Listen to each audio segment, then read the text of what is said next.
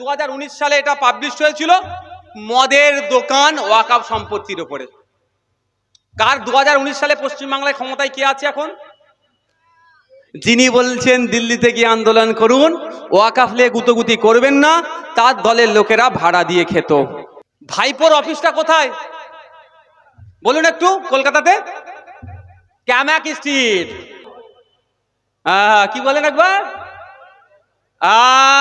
ক্যামাক স্ট্রিটের জায়গা ওয়াকফ সম্পত্তি পড়ে গেছে না, অলরেডি পড়ে আছে। এবার ভাইপো পড়েছে কি কাকা পড়েছে আমি বলতে পারবো না। ক্যামাক স্ট্রিটে কলকাতায়, কলকাতার ক্যামাক স্ট্রিটের ওয়াকফ সম্পত্তি লুট করে খাচ্ছে এই তৃণমূলের নেতারা। এই ক্যামাক স্ট্রিটের যারা সম্পত্তি খেয়েছে, গলায় হাত ঢুকিয়ে সম্পত্তিগুলো আমরা বার করব। ৭৬,০০০ বিঘে যে সম্পত্তি বেহাত হয়েছে সেইগুলো আমরা কি করব? উদ্ধার করব। কলকাতায় টিপু সুলতান আমরা জানি বিখ্যাত বাদশা। টিপু সুলতান তার সম্পত্তি আছে এতে আপনার টালিগঞ্জের দিকে। সেখানে তার পূর্বপুরুষ টিপু সুলতানের বংশের লোকেরা যে কবরে আছে, ওইখানে কবরের ওপরে বিল্ডিং বানিয়েছে সরকারি সম্পত্তির ভেবে, সরি ওয়াকফ সম্পত্তির উপরে। তৃণমূলের আমলে হয়েছে। মমতা ব্যানার্জি বলেছিলেন বেগম রোকেয়া রিসার্চ সেন্টার হবে আর ওয়াকফ ভবন তৈরি করব। কোথায়? শিয়ালদার পাশে। 2014-15 আশপাশে বলেছিল।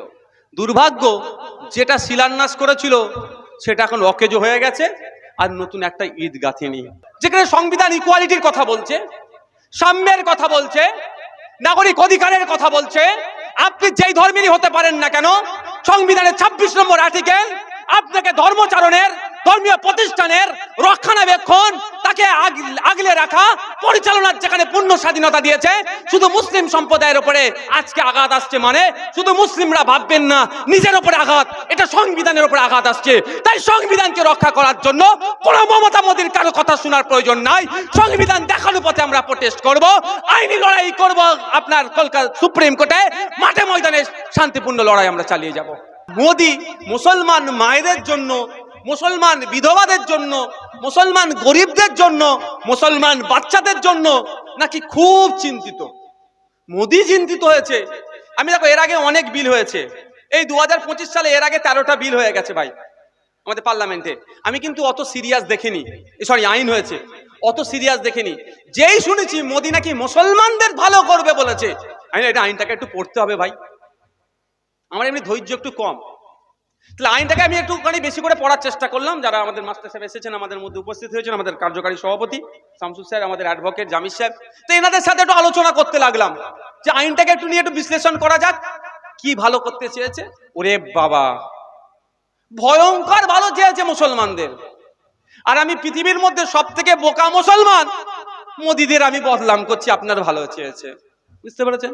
আর আমি বিজেপির দালাল, ওই জন্য মোদীর বিরুদ্ধে আন্দোলনের বিরুদ্ধে 5টা করে উকিল লাগাই সুপ্রিম কোর্টে আইনটাকে আটকানোর জন্য, বুঝতে পারছেন তো? আমি বিজেপির দালাল, আমরা বিজেপির দালাল বসে আছি, কিন্তু আমাকে ঠেলে দিচ্ছে আমাদের টিম যে সুপ্রিম কোর্টে গিয়ে মামলা করুন, 5টা করে কম করে উকিল না করাচ্ছি আমরা, বুঝতে পারছেন? বিজেপির দালালটা কে বলুন তো? বলুন না, বলুন একটু। যারা বলছে দিল্লিতে গিয়ে আন্দোলন করুন, তারা বিজেপির বন্ধু না পশ্চিমবাংলার মুসলমানদের বন্ধু, আপনারাই ডিসাইড করে নেবেন। ফিরে আসা যাক। তো আমি একটা আপনাকে ক্লিয়ার করে দিই, মোদী না মুসলমানদের ভালো করবে, মোদী না গরিব হিন্দুদের ভালো করবে, এই মোদী শিল্পপতিদের ভালো করবে, তাছাড়া কারো ভালো করবে না, এরা মাথায় রাখবেন। আপনার এলাকার যিনি হিন্দু ভাই আছে, 10 বছর 20 বছর একসাথে উঠা বসা করছি, তাকে বুকে হাত দিয়ে বলতে বলুন, সে যে অবস্থায় ছিল 10 বছর মোদী ক্ষমতায় আসার পরে তার অবস্থার পরিবর্তন হয়েছে না আরো খারাপ জায়গায় গিয়েছে? তাকে জিজ্ঞাসা করুন, তার খারাপ জায়গায় গিয়েছে। কিন্তু দেখুন খোঁজ নিয়ে, রাজনাথ সিং এর ভাইপো এভিয়েশন মিনিস্টার লাস্ট এর আগের বছরে যিনি ছিলেন, তার বড় ছেলে অমিত শাহজির ছেলে জয় শাহজির কোন জায়গায় চলে গিয়েছে। আর আমার পাড়ার হিন্দুর গরিব যিনি রাম কাকার ছেলে, রাম কাকার অবস্থা কোথায়? তলনিতে।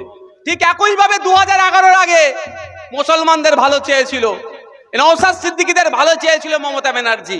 খোঁজ নিয়ে দেখুন না, যারা বসে আছেন এখানে মমতা ব্যানার্জির ভাইপো অভিষেক ব্যানার্জি 2011 সালে তার কত সম্পত্তি ছিল, কোন জায়গায় ছিল, আর আপনার ভাইপো কোন জায়গায় ছিল? এই 15 বছর হতে চলেছে, ওরা রকেটের গতিতে বেরিয়ে যাচ্ছে, আর আপনার ভাইপো ভ্যান চালাচ্ছে। ঠিক কথা বলেছে একদম, বুঝতে পারছেন? তো আসা যাক মোদির কাছে। মোদি না হিন্দুর ভালো চাই, না মুসলমানের ভালো চাই। মোদি কাদের ভালো চাই জানেন? মোদি ওপেন কল দিচ্ছে, বোঝানোর জন্য বলছি। কলকাতা এয়ারপোর্টটা বেসরকারিকরণ হবে, কে লিজ নেবে? আপনার পাড়ার রাম কাকাকে অফার করছে, আর আদানি আম্বানিদেরকেও বলছে। বলেন আপনার পাড়ার রাম কাকা বা সরস্বতী মা বা ফতেমা মা যে কেউ হতে পারে, সে কলকাতা এয়ারপোর্টটাকে লিজের মতো নেওয়ার মতো ক্ষমতা আছে? কিন্তু বলছে ওপেন টু অল। আমি করছি, ট্রেনকে কিনবে, স্টেশনকে লিজ নেবে, সব বেসরকারিকরণ হয়ে যাচ্ছে। সবাইকে বলছে, নওশাদ সিদ্দিকীকে বলছে দম থাকলে তুমি কেন, বিশ্বজিৎ দাকে বলছে তোমার জন্য অফার আছে। আর আমাদের পার্টির যে একটা ছোট্ট কর্মকর্তা নিমাই মুন্ডা অশোকনগরের, তাকেও বলছে তুমি কি হাওড়া স্টেশনটা ভাড়া নেবে? আর আদানি আম্বানিদেরকে বলছে তুমি কি হাওড়া স্টেশনটা ভাড়া নেবে? বলুন, নিমাই মুন্ডা, বিশ্বজিৎ মাইতি, নওশাদ সিদ্দিকীর ক্ষমতা আছে নিয়ার? তো কে নেবে? ওনার বন্ধুরা নেবে। কিন্তু বোকা সবাইকে বানিয়ে দিচ্ছে। আমি ফিরে আসা যাক এই আইনের দিকটাতে। তো মুসলমানদের ভালো চেয়েছে, আমি একটু খুঁটিয়ে দেখলাম কেমন কেমন ভালো চেয়েছে। কয়েকটা পয়েন্ট বলবো, ছোট থেকে একটু বড়র দিকে যাব। এই আইনে বলা ছিল, 1995 সালের যে আইনটা ছিল, বলা ছিল ওয়াকফ সম্পত্তি নিয়ে কেউ দুর্নীতি করলে তার 2 বছর পর্যন্ত জেল হবে। আর মোদি মুসলমানদের ভালো চেয়ে সেই জেলেটা 12 বছর করা দরকার ছিল, ও কমিয়ে মাত্র 6 মাস করলো। মানে ওয়াকফ দুর্নীতি কর, 6 মাস জেল কাটার পরে তুই ছাড় পেয়ে যাবি। মোদি যদি মুসলমানদের ভালো চাইতো, মোদিজি মুসলমান মায়েদের যদি ভালো চাইতো, মুসলমান বিধবা বোনেদের যদি ভালো চাইতো, তাহলে তো ওই 2 বছরের শাস্তিটা তো 12 বছর করে দিতে পারতো ভাই। যে ওয়াকফ সম্পত্তি নিয়ে কেউ দুর্নীতি করলে সেটা কোনো হাকিম হতে পারে। কদিন আগে হাকিমের একটা নাম দেখছিলেন না পেপারে, সম্পত্তি চুরি করেছে। হ্যাঁ, সে হাকিম হতে পারে, আর ডাক্তার হতে পারে, কোয়াক ডাক্তার হতে পারে, ছুতুরে মিস্ত্রি হতে পারে। যে বেটা ওয়াকফ সম্পত্তি নিয়ে দুর্নীতি করবে, আমি মোদি মুসলমানদের ভালো চাইছি, তাকে 12 বছর জেলে রাখবো। তাহলে তো শাবাশি দিত নওশাদ সিদ্দিকী। তার পরিবর্তে আপনি কি করলেন? 2 বছরটা কমিয়ে 6 মাসে এনে দিলেন। এই ভালো আপনার করেছে। আপনি মাথায় রাখুন, যারা মুসলমান আছেন এখানে, তাদের এত ভালো করেছে, মানে শাস্তিটা কমিয়ে দিল। আর কি, ওয়াকফ সম্পত্তি থেকে যে রেভিনিউ হয় সবটা ডাইরেক্ট ওয়াকফ বোর্ড পরিচালনা করতে পারে না। কিছু আছে কি মোতওয়াল্লিতে পরিচালিত হয়। সেই মোতওয়াল্লি দ্বারা পরিচালিত সম্পত্তির বছরের শেষে যে ইনকাম হয়, রেভিনিউ আসে, তার 7% ওয়াকফ বোর্ডকে দিতে হয়। ঠিক আছে? ওই 7%টা মোদিজি কমিয়ে 5% এনে দিল। ওই 7% থেকে কি হতো? যদিও এরা লুটে খাচ্ছে, মমতা ব্যানার্জি সরকারের আমলে এসে লুটে খাচ্ছে, লুটে পিটে খাচ্ছে এরা, কিন্তু লুটে পিটে খাচ্ছে বলে সব বন্ধ করতে দেবো এটা তো হয় না, হতে পারে। এই লুটাটা বন্ধ করতে হবে। ওই 7% থেকে কি হতো? বিধবা ভাতা, বার্ধক্য ভাতা, মেয়েদের বিয়ের জন্য ওয়াকফ বোর্ড থেকে সহযোগিতা করা, ছেলে মেয়েরা যে পড়াশোনা করছে, ভালো রেজাল্ট করছে, স্কলারশিপ দিও, এইগুলো দেওয়ার ব্যবস্থা ছিল। 7% রেভিনিউ।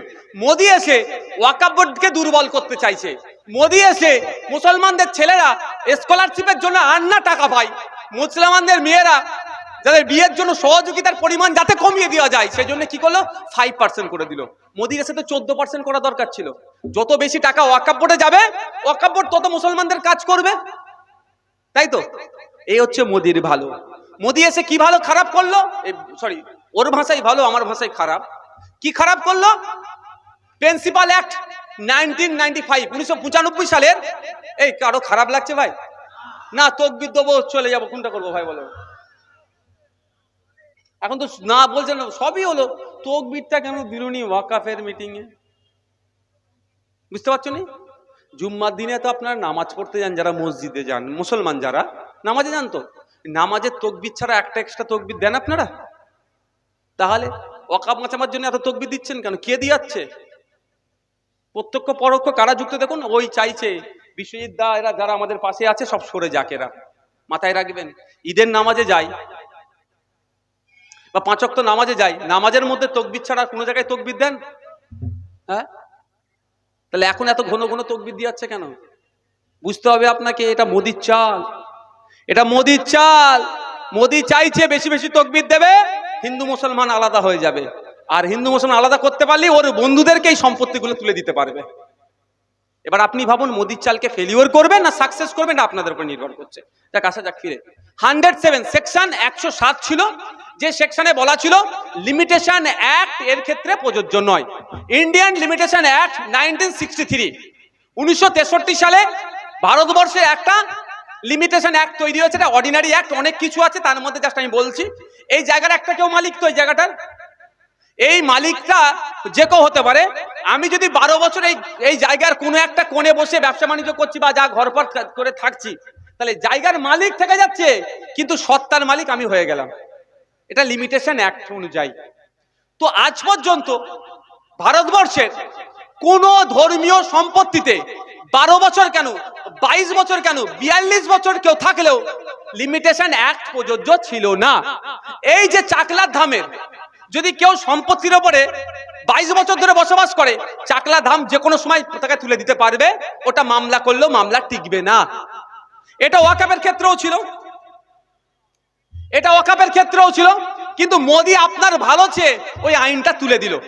মানে কেউ যদি এখন ডিমান্ড করে, এই আমাদের এই তোমার ফিয়ারুল ভাই তোমার এলাকার যে মাজারের হারুয়া পীর গোনাচাঁদ রহমতুল্লাহ আলাইহির মাজারের যে সম্পত্তি 1000 বিঘা, 1000 বিঘা দখল করে রেখে দিয়েছে, 100 বিঘাও নাই। কিন্তু আইন এতদিন পর্যন্ত ছিল যে কোনো সময় বাকি 900 বিঘা জায়গা আমরা বুলডোজার দিয়ে হোক আর আইনের মাধ্যমে বলছি আমরা নিতে পারবো, ফিরিয়ে আসবে। কিন্তু মোদিজি ওই 900 বিঘাটা না আর আসে, তার জন্য লিমিটেশন একটা অমিট করে দিল।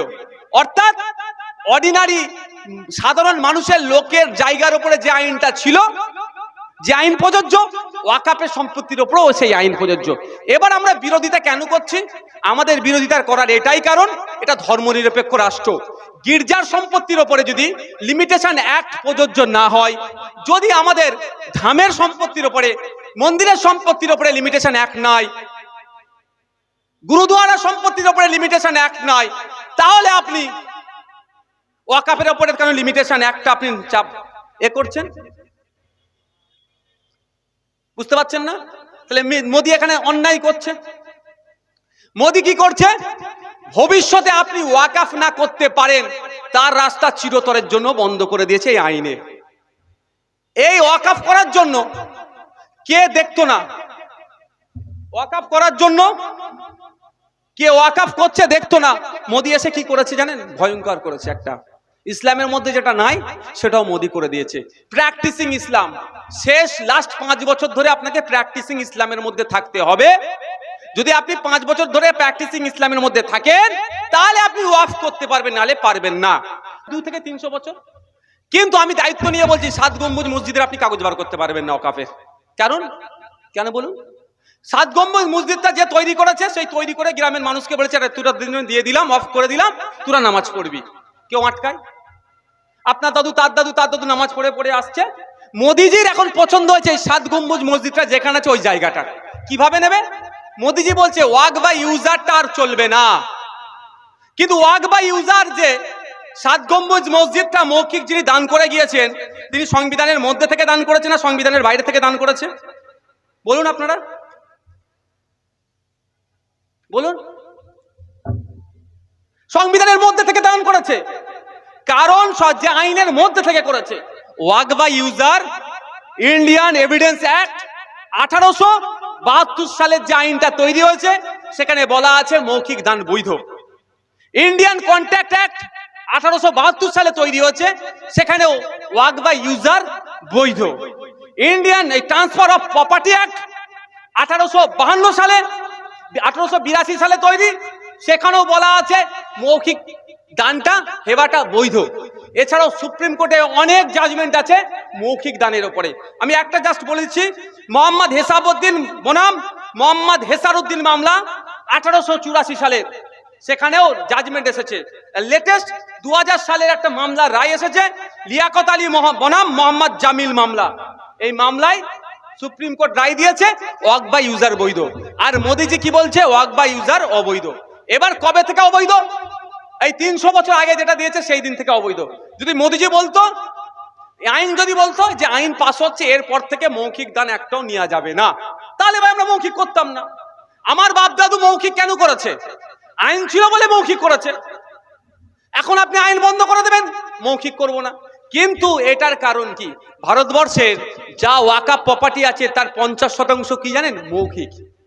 এই কবরস্থান, ঈদগাহ, মাদ্রাসা, মসজিদ সব পূর্বপুরুষরা বলেছে যা এটা আমার জায়গা, তুই এ কর, আমি দান করে দিলাম, ওয়াকাফ করে দিলাম, তোরা ওইটা ব্যবহার কর, ওখানে কবর দিবি, ওখানে নামাজ পড়বি, ওখানে না ঈদগাতে যাবি, সেইভাবে হয়ে আসছে।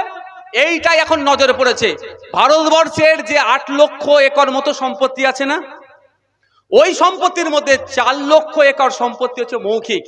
মোদিজিদের ওখানে নজর পড়েছে, তাহলে 4 লক্ষ একর সম্পত্তির কাগজ দেখাতে পারবে না, এরা নিয়ে নেবে। এর বিরুদ্ধে আমরা এবার এসে যাক, শুধু কি মুসলিমরা ওয়াকফ বা ইউজার করেছে? হিন্দু সমাজ, খ্রিস্টান, দলিত, আদিবাসীদের ক্ষেত্রে কি আছে, বা অন্যান্য ধর্মের ক্ষেত্রে সবার ক্ষেত্রে ওয়াকফ বা ইউজার বৈধ, আর ওয়াকাফের ক্ষেত্রে ওয়াকফ বা ইউজার অবৈধ। এই জন্য তো লড়াই। এই আন্দোলন আমরা চালিয়ে যাব, এই আন্দোলন আমরা বন্ধ করব না। মাঠে ময়দানে লড়াই হবে, আইনি লড়াই হবে। আইনি পাঠটা আমাদেরকে আপনি ছেড়ে দেন, সুপ্রিম কোর্টে বুঝে নেব। মাঠে ময়দানে কিন্তু আপনাকে আমাকে সাথে থেকে লড়াই করতে হবে, হবে তো? তবে একটা কথা, এই আন্দোলন করে এই ওয়াকফ সংশোধনী আইন মোদিজিকে প্রত্যাহার করতে আমরা বাধ্য করব।